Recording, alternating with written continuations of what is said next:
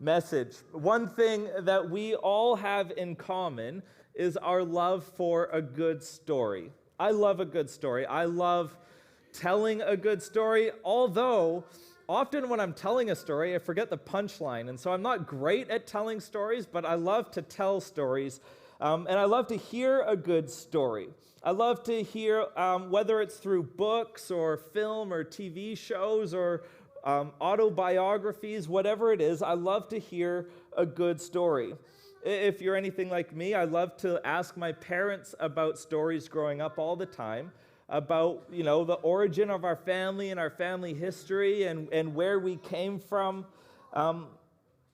What's not apparent, but maybe should be, is that each of us is creating a story, right? We are creating a story of our lives. It should be apparent because when someone asks you about your past, maybe it's where you're from or where you went to school or how you met your spouse, you dip back into a chapter of your story. You dip back into a chapter of the story of your life. But here's the thing. While those events are happening, nobody is thinking in terms of a story, right? When you're going through those seasons of your life or you're going through and you're in the midst of those chapters, we're thinking of current events. We're not thinking about the story we're going to be leaving behind or the stories that we can tell in the future. We're thinking about current events. And this sets us up for where we're headed today. Every significant or unusual current event, even a season of life, once it's behind us, we reclassify it as a story. We reclassify it as a story. It's a story we tell or a story we hope we never have to tell. It's a story that might be too embarrassing or it's a story that's too painful to tell. Often the determining factor whether or not we want to tell our story or not is based on the decisions we made as that story was unfolding. It was all about the decisions that we make. And the truth is, we write the story of our lives one decision at a time. We write the story of our lives one decision at a time. Whether it's a thoughtful response or an emotional-fueled reaction, we write the story of our lives one decision at a time. And today is part 3 of our series, Better Decisions and Fewer Regrets. And the overall theme of this series is the often overlooked relationship between good questions and good decisions. In fact, our decisions are often no better than the questions we ask before we make those decisions. And I'm convinced that if you will just ask questions, these 5 questions, answer them honestly for yourself, and then act upon them, you will have better decisions and you'll have fewer regrets. Your life will be better. And the lives of the people around you that depend on you most, their lives will be better as well, because you know this, that we aren't the only people impacted by our decisions. We aren't the only people impacted by our decisions, and we're not the only people impacted by our regrets either. In part 1, I suggested that you memorize this saying from the book of Proverbs: the prudent, the wise see danger and take refuge, but the simple keep going and pay the penalty. The reason I wanted you to commit this to memory is it's simple and it's straightforward as these 5 questions are. And these 5 questions are going to bring you into direct conflict with the sales associate that's in your head. The sales associate that wants you to decide fast and focus on the immediate rather than the ultimate. The verse is a reminder to look beyond the moment and not look away from the potential danger associated with the option that you catch yourself selling yourselves on.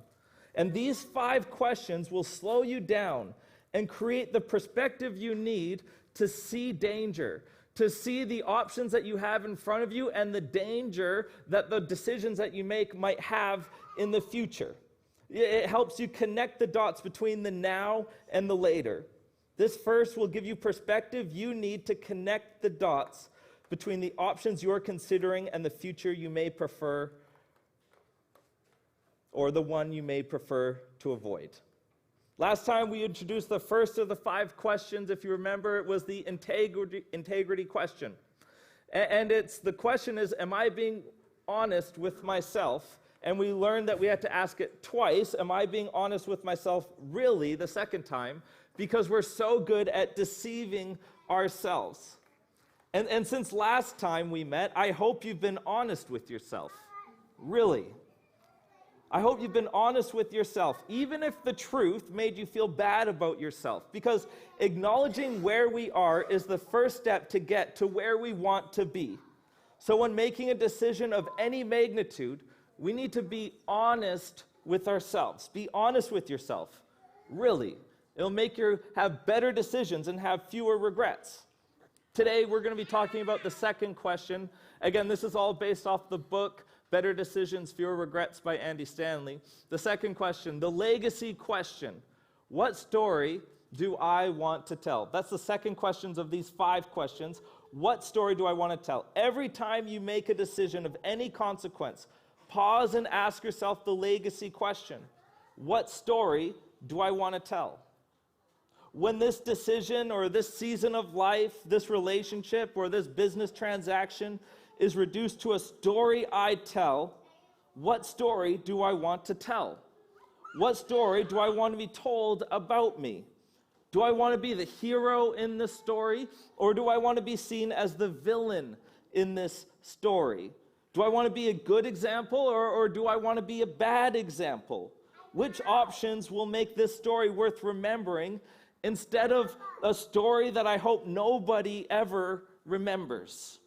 Which option would make this a story I'll be proud to tell my children one day? And here's the good news. You get to decide, but you decide one decision at a time. Because as far as it's up to you, you write the story of your life one decision at a time. You write the story of your life one decision at a time. Every decision you make becomes a permanent part of your life story. We know this. Every decision you make has an outcome, a consequence, a result. It may be good or bad, desirable or undesirable, expected or unexpected. Whatever the case, the outcome becomes a permanent part of the story of your life. Maybe this is your story. Your boss asked you to lie to a client, so you lied. And the client called you out, and the boss threw you under the bus, blamed you, and fired you. And now part of your story is that you lied and lost your job. That's not a good story. What about this story? Your boss asked you to lie, but you chose not to, and you lost your job. It's not a great story, but it's a better one. Or maybe you met this guy and he was just okay. He was convenient. There wasn't anybody else on the horizon. You knew you shouldn't pursue it, but you did anyway. And 2 years later, the entire relationship just fizzled out. It just evaporated. It's pretty much a story you don't want to tell and hope nobody asks about. How about this one? Your friend wanted to go out partying one night, but you had an exam you had to study for. You said no to go out with your friends, and then you aced the exam. That was a decision that you made over and over again, and now you have a degree to show for it. Every decision and the outcome of that decision becomes a part of your story. This means that decision by decision, you're writing the story of your life. That's why when you're making a decision of any magnitude, we need to pause. You need to look ahead and ask, when this is nothing more than a story to tell, what story do I want to tell? When this season, when this decision that I'm making eventually is no more than a story that I tell, well, what story do I want to tell? Because the story that you're wrestling with right now is going to be, the decision that you're wrestling with right now is going to be nothing more than a story you tell someday. And the challenge is this. We don't normally think of our lives as a story, but they are. If you lost your job recently, surviving this season without a job is going to be a story you tell someday. But what story do you want to tell? I lost my job and was so embarrassed that I turned to the bottle and started drinking too much and got myself into enormous amounts of debt. I lost respect from my friends and my kids. That's not a great story we want to tell. It's understandable, though, losing your job and going for a prolonged period of time without working could be terrifying. But the decision we make in the valleys are eventually just stories that we tell on the other side. The decisions we make in the valleys eventually are just stories that we tell on the other side. Maybe you're dating someone and things are going okay, but there's somebody else in the picture, and yeah, she's married, but you find yourself gravitating in her direction. She seems to be gravitating to yours as well, and you get the sense that if she's willing, you're willing. Your decision will be a permanent part of your story and hers. What story do you want to tell? Here's something that's true about all of us. You'd like to be able to tell your entire story without skipping any chapters in your story. You'd like to be able to tell your entire story without having to lie or gloss over or hope no one asks about a specific season of your story, right? Someday you'd like to be able to sit with your kids or your grandkids or someone you hope to spend the rest of your life with and tell your entire story. And I imagine you'd like to be the hero in the story, not the villain. You'd like to be the hero in the story. We all want that. And going forward, you can have that. But it will require you to stop mid-decision and ask, what story do I want to tell? Which of the available options do I want as a permanent part of my story? One reason we don't think about our stories when we make decisions is we get distracted by the pressure of emotions of the moment, right? Emotions are like fog. They cause us to lose sight of the broader context, our story. You know how this works. You're against a deadline and you've got to decide. You have to decide soon. If you won't marry me, I'm leaving. Nobody wants to be left. If you don't make your quota, you're fired. Nobody wants to be fired. When you're forced to make a decision under pressure, it's hard to think about tomorrow, much less your story. You got to get through today. So whether it's love or fear or jealousy or emotions, they complicate the process by focusing our attention on the immediate rather than the ultimate. We're left thinking in terms of options, not our story.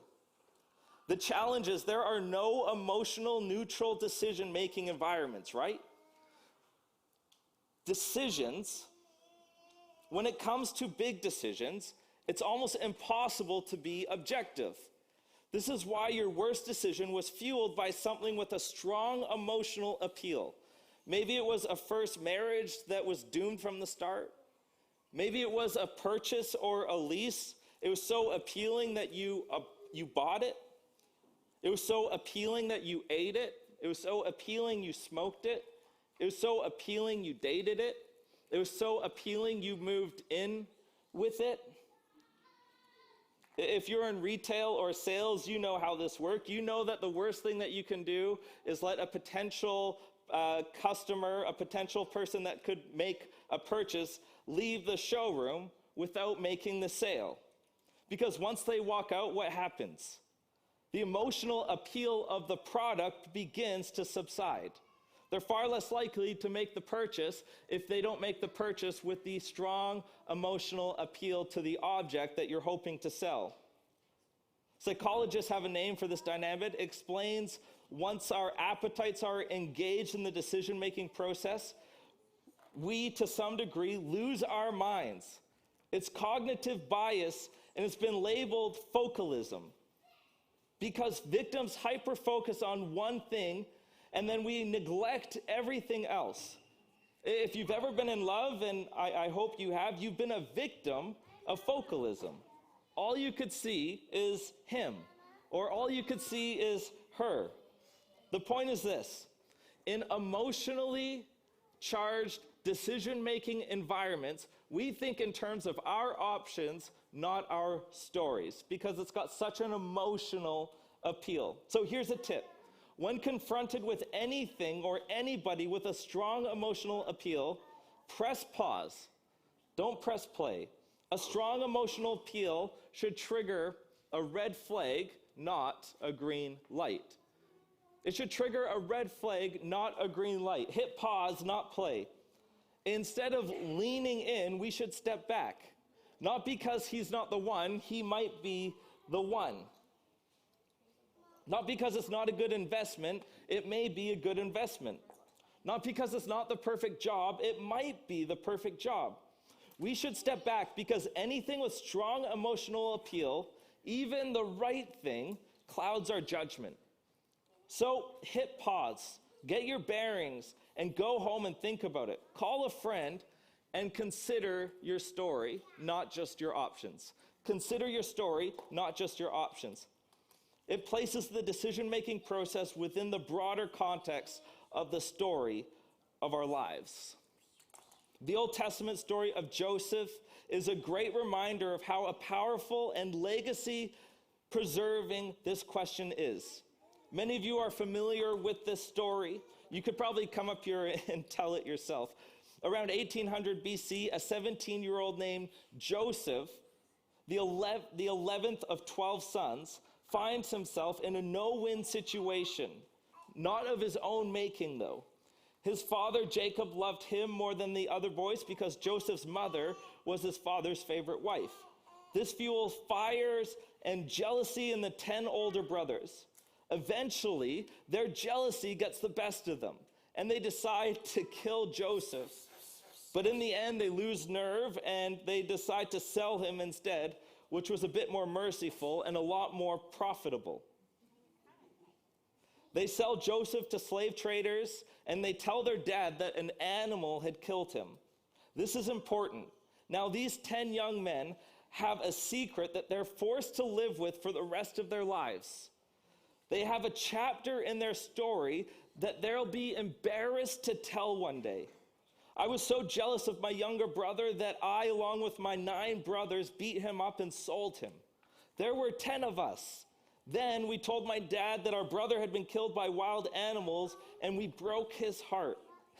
That's not a good story to tell, and now they're going to be liars for life. They're going to have to carry that lie with them for the rest of their lives. Please don't decide anything that makes you a liar for life. Whatever you gain in the moment won't be worth what you are forced to carry in all the moments that follow. So Joseph ends up on an auction block in Egypt where he's purchased by a military officer named Potiphar. Now Joseph has a decision to make. Do I run? Do I do what most slaves do, as little as possible with as bad of an attitude as I can get by with? Or do I throw myself into this slave thing with everything I've got? And it's an interesting dilemma for a rich kid who grew up as his father's favorite son. Here's what makes his story so relatable. None of this is his fault. None of this is his fault. Somebody else took control of his story. His story, like parts of your story, was hijacked or commandeered by evil and selfish people. So why try? Why care? That's always the temptation when someone else decides our story in a bad direction. Joseph refuses to throw up his hand and let fate have its way. Instead, he decides to serve Potiphar's household as if it was his own. And eventually, Potiphar notices and gives Joseph more and more responsibility, putting him in charge of the entire household. Now, that's a story worth telling. I was kidnapped once and sold twice. I was a victim, but decided not to live like a victim. That was the story that Joseph decided. But then, as you know, his story intersected with somebody else's story, Potiphar's wife. He finds himself again at no fault of his own in a no-win situation. Potiphar's wife insists he becomes her lover, probably one of 5 lovers. Joseph has 2 options, neither of which lead to a good outcome. This wasn't just a moral issue. This was a life or death issue, more like a death or death issue. He could lose his life either way, and at this point, he's probably 19 or 20 years old during this part of his story. Once again, Joseph opts for the better story. It's at this juncture in the story that Joseph employs a powerful technique. It's something that we should all employ. Joseph rehearses his story out loud as the context for his response to Potiphar's wife. And this is how we know he made a decision within the context of his life story. And I'll paraphrase the first part, and then I'll read straight from the text in the second part. Essentially, here's what Joseph said. Miss Potiphar, I came to this land as a slave. I had no rights and no future. Your husband purchased me, and I did my best to serve him and you. Through hard work and God's help, I've gained the trust of your husband. He's put me in charge of the entire household. And then this is straight from the text.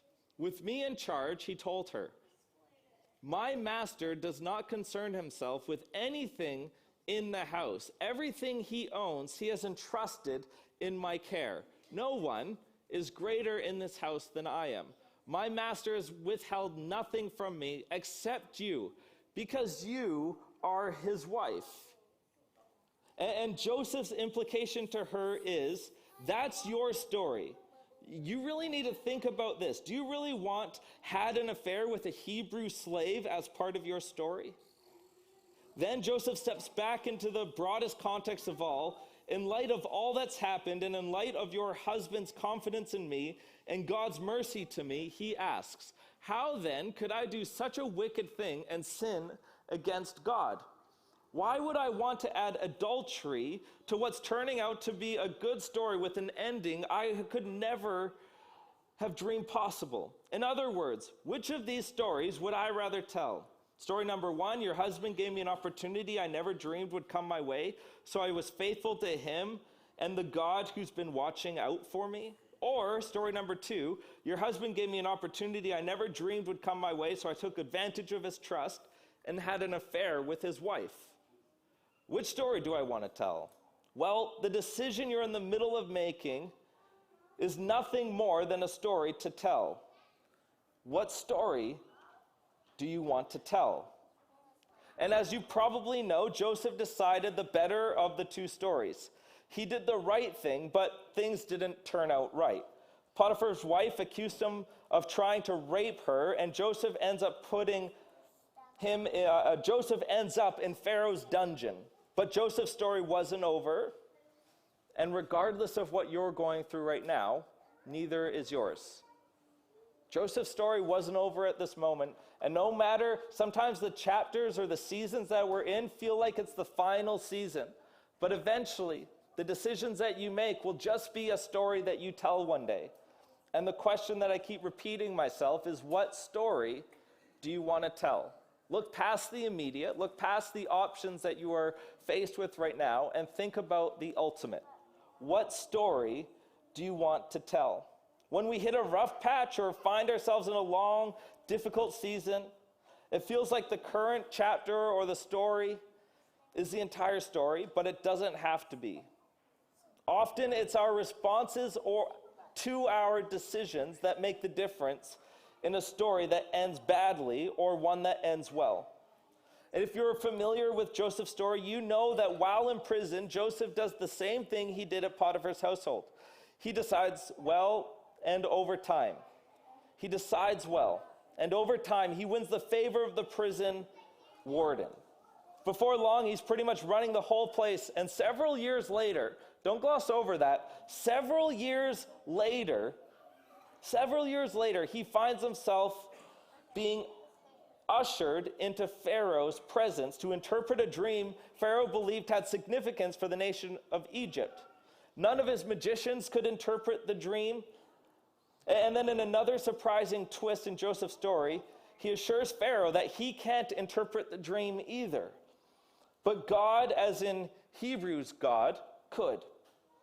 This is a dangerous thing to say to someone who considers himself a god.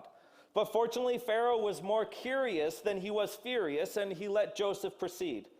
According to Joseph's interpretation, Egypt would experience years of record-breaking grain harvest. Egypt would be swimming in grain. This was a big deal because bread was a staple for ancient people, so grain was the primary source and the dominant portion of their standard diet. If there was no grain, well then people starved. This was great news, but this was only the first half of the dream. This was only the first half. Egypt would experience 7 years of record-breaking grain harvest, followed by a famine so severe that everyone would forget about the 7 good years. When Joseph finished interpreting the dream, everybody assumed that Joseph would finish and he would excuse himself. But Joseph wasn't finished.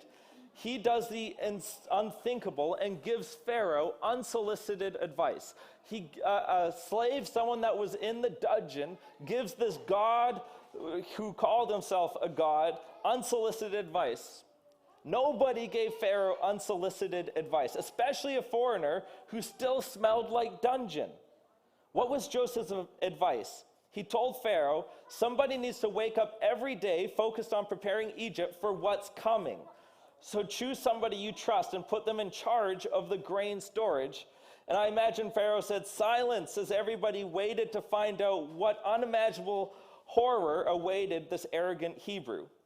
Pharaoh smiles and he says, can we find anyone like this man, one in whom is the Spirit of God?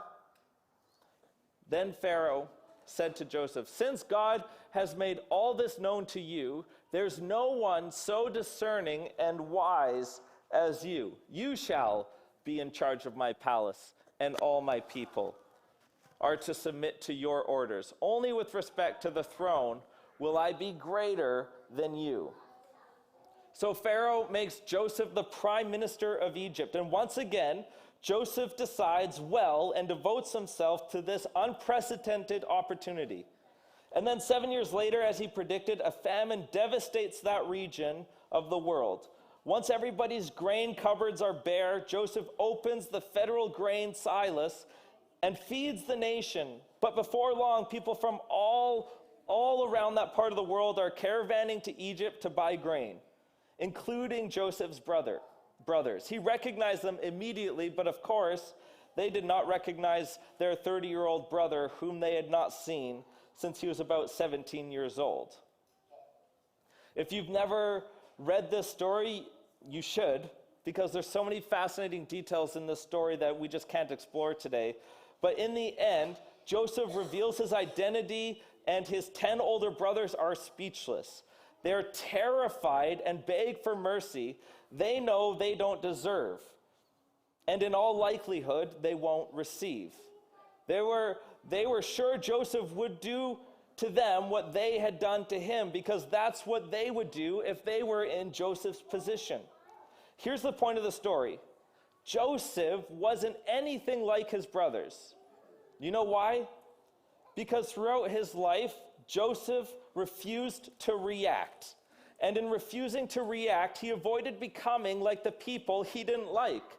He decided against the gravitational pull of bitterness. In refusing to react, he refused to become like the people that he didn't like. So Joseph was free. He was free to write a better story. He decided his life in a different direction. He decided a story worth telling.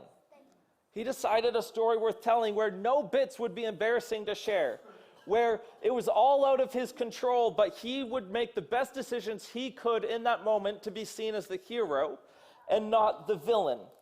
That's why we tell Joseph's story. He decided revenge would not be a part of it. In addition to rescuing Egypt from the famine, Joseph rescued his brothers and their families as well. He moved them all to Egypt. That's a story worth telling, a story he decided one decision and one response at a time. Which brings us back to us. What story do you want to tell? What story do you want to tell? When things aren't going your way, when you're in the valleys, when you're not in control, it seems, what story do you want to tell? What story do you want told about you? Like Joseph, like his brothers, you're writing your story one decision at a time. Don't do what his brothers did. Never choose an option that makes you a liar for life. Long after whatever you gained is gone, you'll be left with your lie. You'll be left with a story you won't be proud to tell. Every relational, financial, academic, and professional decision and the outcomes of those decisions become a permanent part of your story. So, write a good story. Decide a good story. If you haven't decided a good one up until this point, remember this. Your current chapter, it's just a chapter. It's not the whole story. So, as we wrap up, I want to challenge you to make this decision. I'll decide a story I'll be proud to tell. I'll decide a story I'll be proud to tell. I'll decide a story I'll be proud to tell. Every time you're faced with a decision of any magnitude, ask, when this is nothing more than a story I tell, what story do I want to tell? When this chapter will become nothing more than a story, what story do you want to tell? Then decide accordingly. You write the story of your life one decision at a time. So let's write a good one. Let's write a good one. And we'll pick up the series, Better Decisions, Fewer Regrets, at that point next week as we talk about the third questions to pause and ask yourself to make better decisions and fewer regrets. God, thank you for this time, and thank you that we can make decisions. We can decide ourselves in a better future. But God, we know all that's useless if you're not in the story with us. And so thank you that you want to be in our story. And our response is we want to invite you into our stories. God, we want to invite you into our decision making. We want to invite you into our decision making so that our outcomes will be better and so that we can be living in step and in tune with you and where you're leading us. So we pray this week that as we pause and consider what story we're wanting to tell, that we would include you in that process, that we would never leave you out of that process. We thank you in Jesus' name.